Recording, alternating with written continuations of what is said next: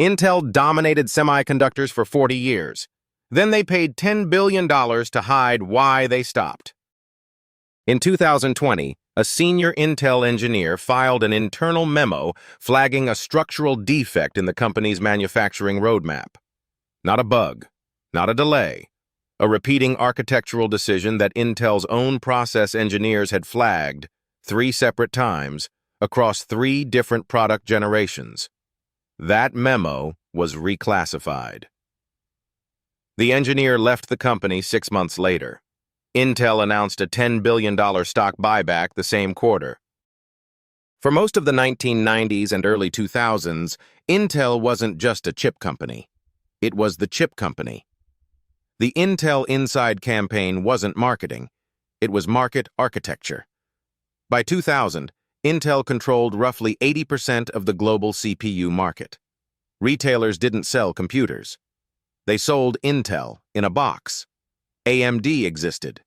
Consumers didn't think about AMD. There was a reason for that, and it wasn't performance.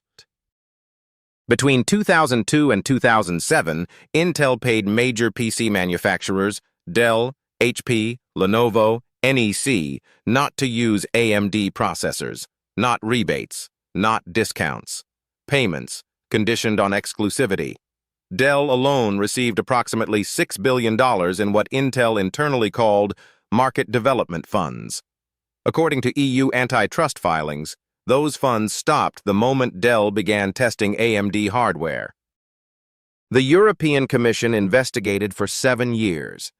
In 2009, they issued a $1.06 billion fine, still one of the largest antitrust penalties in EU history.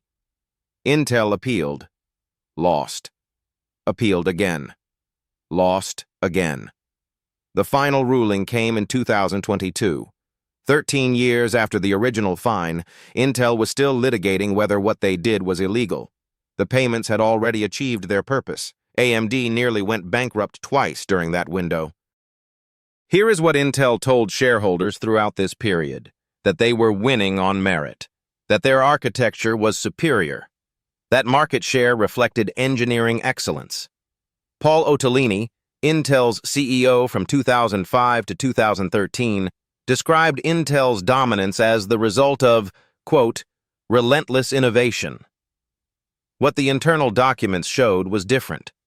According to the EU's findings, Intel's pricing structures were specifically designed to make it mathematically impossible for computer manufacturers to choose AMD, even when AMD's chips performed better.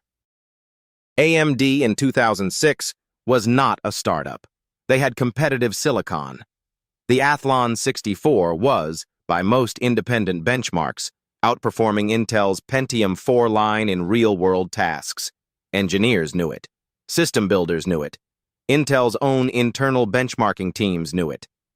One former Intel technical sales director, speaking to the FTC in 2010, described the internal conversation as, quote, "We are not competing on product right now." That sentence appeared in a footnote. It didn't make headlines. AMD filed a U.S. antitrust suit against Intel in 2005. It listed 38 companies Intel had allegedly coerced. The case was settled in 2009, $1.25 billion paid to AMD, with no admission of wrongdoing. The settlement was sealed. The 38 companies were never named publicly. But the antitrust era was only Act 1. While Intel was managing its legal exposure in Brussels and Washington, something else was happening inside its fabrication plants. Intel had built its entire brand on one claim: that it manufactured the most advanced chips on the planet. Tick-Tock, their public roadmap, promised a new architecture every year, alternating between die shrinks and microarchitecture updates. Analysts cited it as proof of engineering discipline. It was cited in investor presentations through 2016. The Tick-Tock cycle broke in 2015. Intel never formally announced it broke. They renamed the strategy. The 14-nanometer process node, Intel's manufacturing standard introduced in 2014, was still shipping in products in 2021. 7 years. One process node. The company publicly attributed delays to the complexity of next-generation manufacturing. What internal communications and former engineer accounts describe is different. Chronic underinvestment in process development through the mid-2010s, compounded by a strategic decision to prioritize margins over fabrication advancement. According to a 2020 analysis by semiconductor research firm SemiAnalysis, Intel's capital expenditure as a percentage of revenue had declined significantly during the exact years TSMC was compressing its own node timelines. Intel's manufacturing lead didn't erode, it was spent. Brian Krzanich became Intel's CEO in 2013. He oversaw 4 years of record profits. He also oversaw the period in which TSMC pulled ahead on process technology. In 2018, Krzanich resigned, not because of manufacturing failures. He resigned because of a relationship with a subordinate, violating company policy. The 10nm chip that was supposed to ship in 2016 had still not shipped at scale when he left. In 2020, a hedge fund called Third Point, run by Daniel Loeb, sent Intel's board a letter. The letter suggested Intel consider outsourcing chip manufacturing entirely to the same company Intel had been dismissing for a decade, TSMC. The letter also suggested Intel consider breaking itself apart. Intel's board called it, publicly, premature. 6 months later, Intel announced it was exploring using TSMC for future products. 12 months after that, they announced a new CEO, Pat Gelsinger, an Intel veteran who had left the company in 2009, partly, according to multiple accounts, out of frustration with its strategic direction. Intel brought back the engineer it had lost to fix the decisions made while he was gone. Gelsinger's turnaround plan, IDM 2.0, required approximately $20 billion in new fab construction in the United States and Europe. Congress passed the CHIPS Act in 2022, allocating $52 billion in semiconductor subsidies. Intel was positioned as the primary domestic beneficiary. They received a preliminary agreement for $8.5 billion in direct funding and up to $11 billion in loans. The argument made to lawmakers was explicit. Intel is America's manufacturing champion. Reviving Intel is a matter of national security.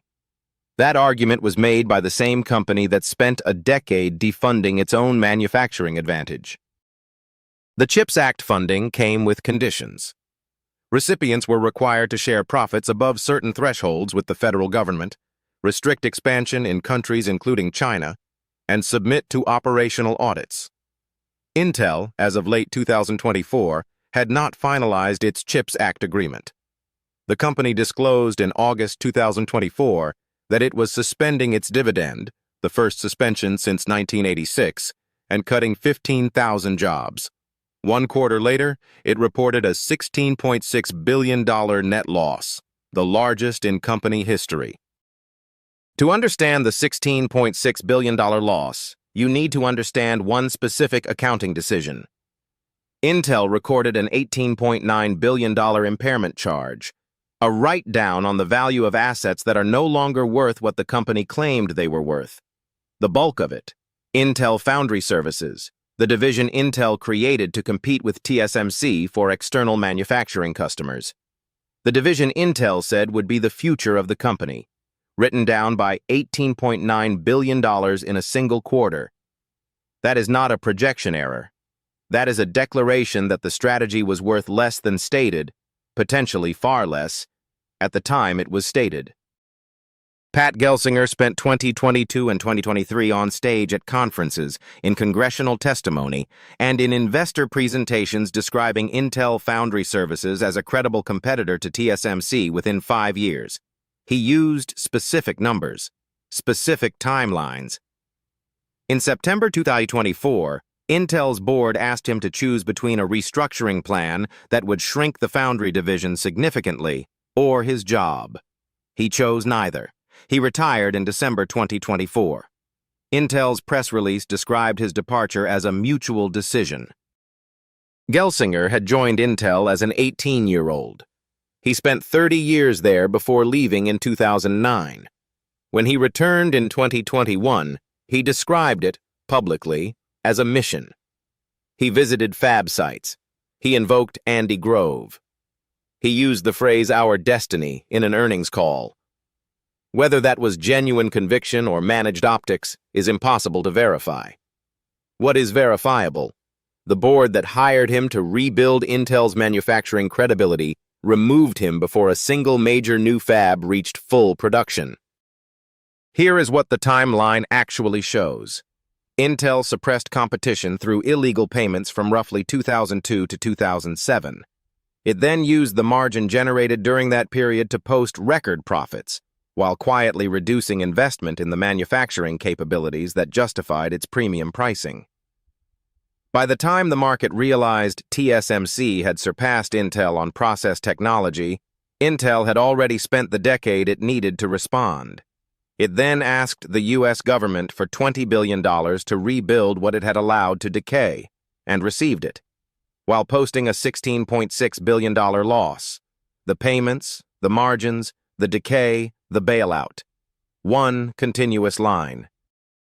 Intel didn't fall behind. It extracted. For 15 years, it extracted margin from a manufacturing lead it was slowly liquidating, and called it innovation. The antitrust fines were the cost of doing business. The CHIPS Act funding is the second subsidy.